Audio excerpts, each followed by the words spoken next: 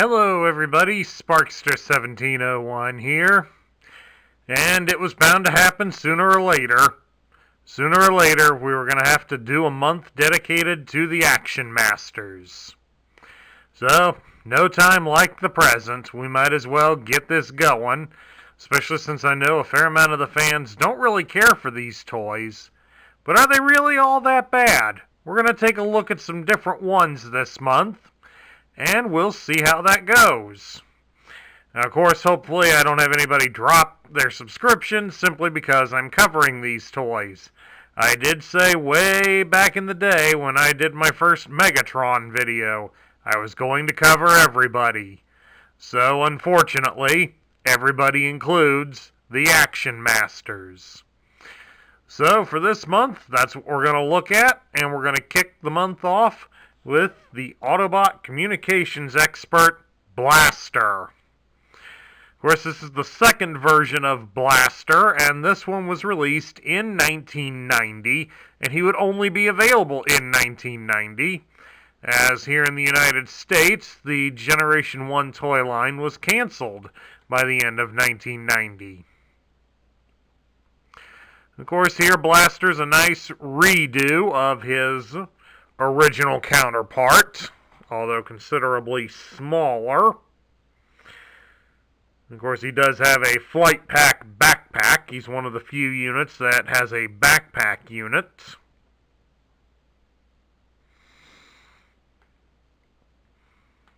And of course, while they said that the cartoon was primarily the inspiration for how they look, Blaster's head more takes a resemblance to his Marvel Comics counterpart rather than the cartoon version.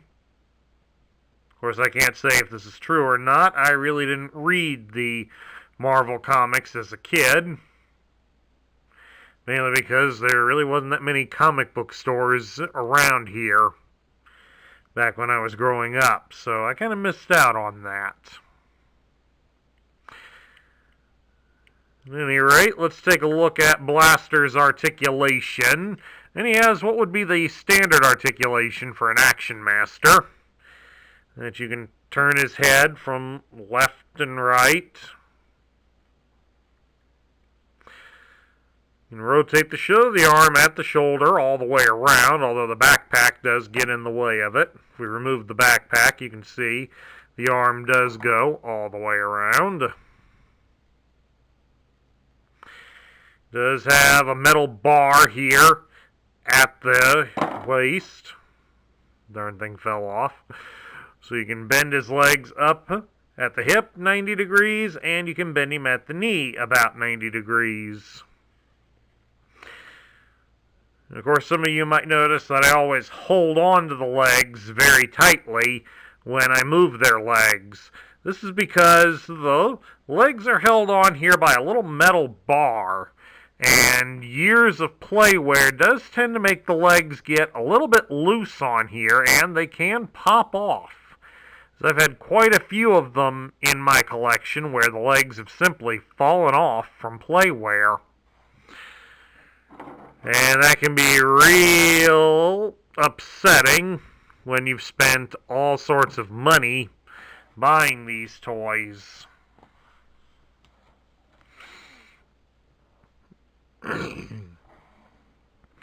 Now, to get ready to transform Blaster's Flight Pack into the added weapon, first of all, we got to remove it from his back.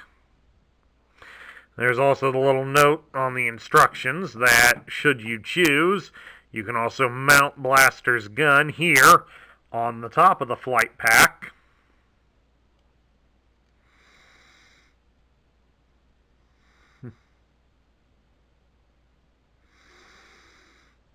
They just don't say if the backpack is a sentient robot or not. So, a little hard to say on that, but we'll remove the gun anyway.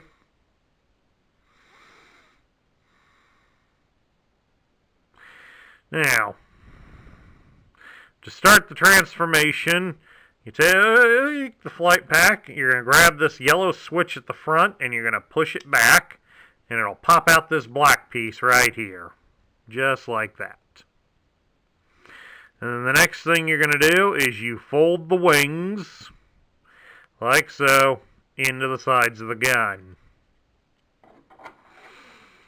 And then next you will, for the final step, connect the regular gun here at the end.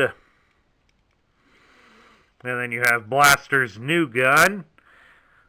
It's an Electro Scrambler gun, which is an homage to the original Toys gun, as it was also an Electro Scrambler gun.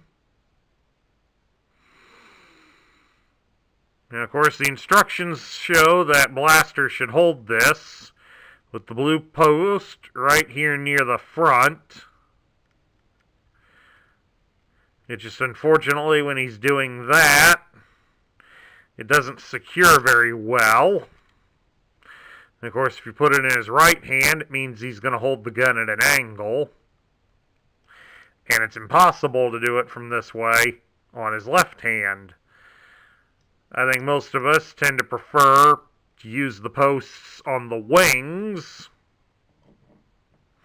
And then it doesn't look quite as bad. It fits better in his hand.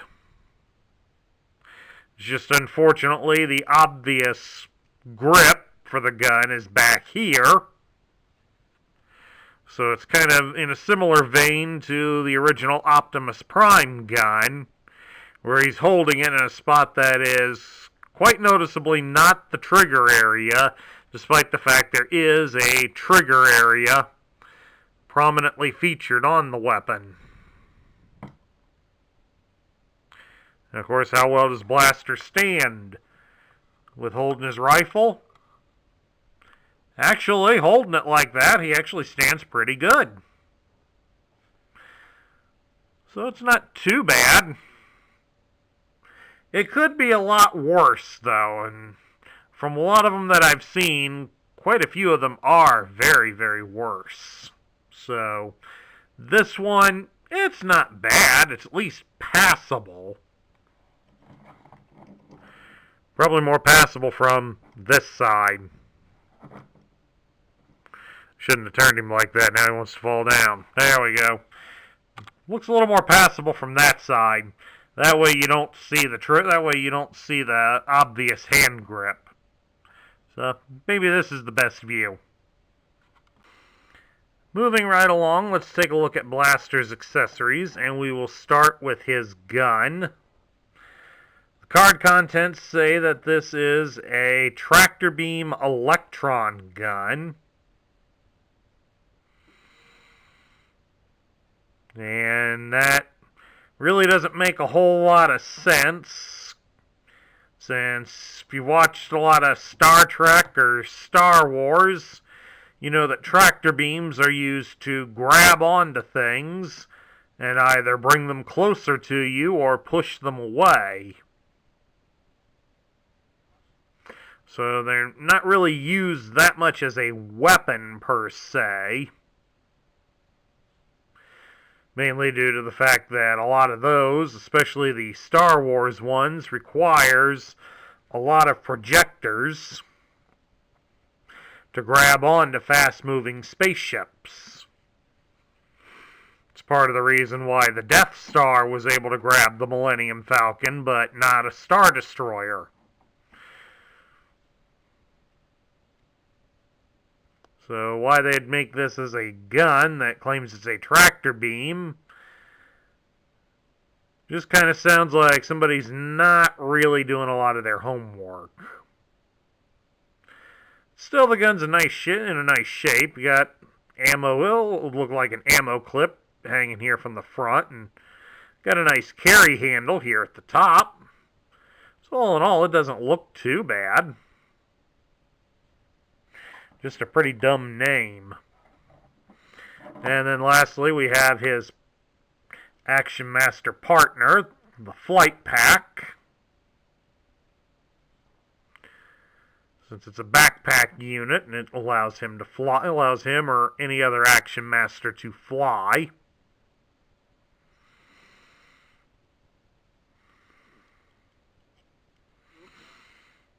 that's really about it for it, folks. Of course, one thing I will point out about Blaster is that while he stood pretty good with holding the gun when he's got the unit on his back, it does tend to make him a little top-heavy.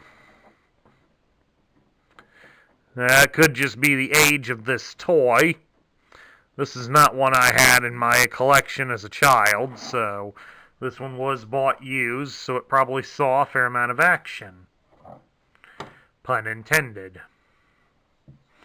At any rate, let's take a look at his card backer. As you can see, this one's in rather decently good shape. So you can see the nice picture of Blaster here on the front. And they advertise around here.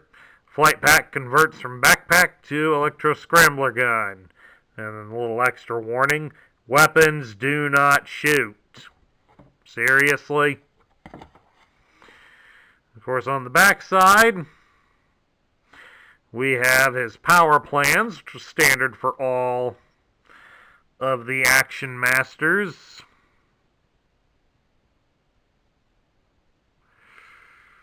They just always seem to have stuff that really didn't make a whole lot of sense. Like, why does the play button, why does all the control buttons for his cassette player mode seem to now be for a nucleonic tracking device? Weird. And then at any rate, we have the instructions over here. They show up here what it all came with.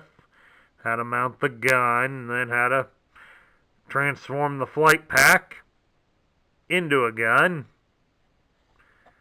Then you have the barcode here and his robot points. He was worth 1.5 points, despite the fact that Hasbro had already stopped offering us any points.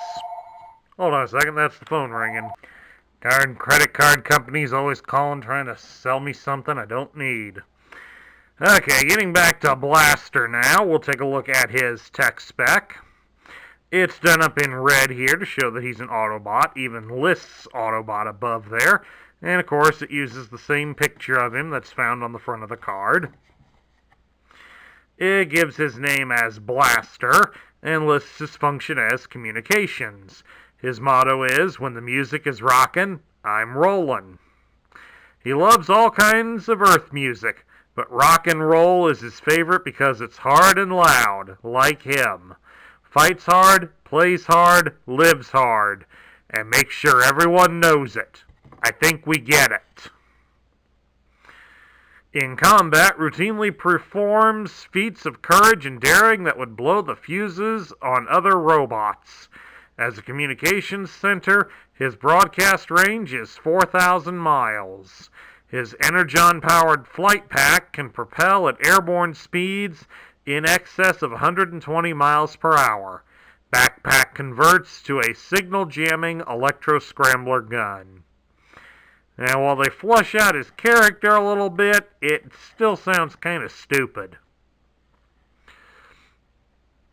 At any rate, let's move on here to his to the tech spec. As you can see, they go with a vertical bar graph. This is what they did with all the Action Masters.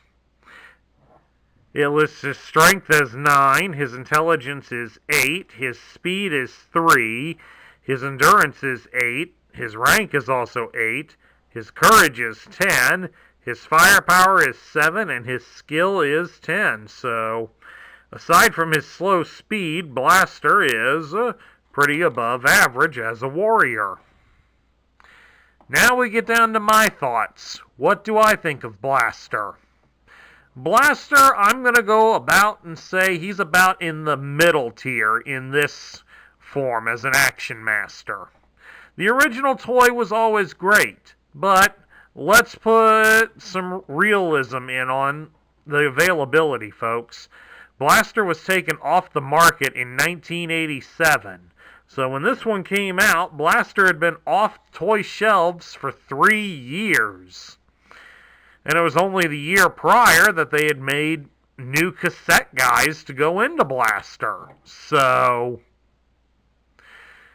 This way you at least had a version of Blaster to use. Unless you were fortunate enough to live in Japan, where we got the remake of him, Twincast. But how many of us would have gotten that, you know? So it's kind of, this was nice to bring a long, retired out character back into circulation. Now, granted, like many people, I'm not exactly the biggest fan of the Action Masters.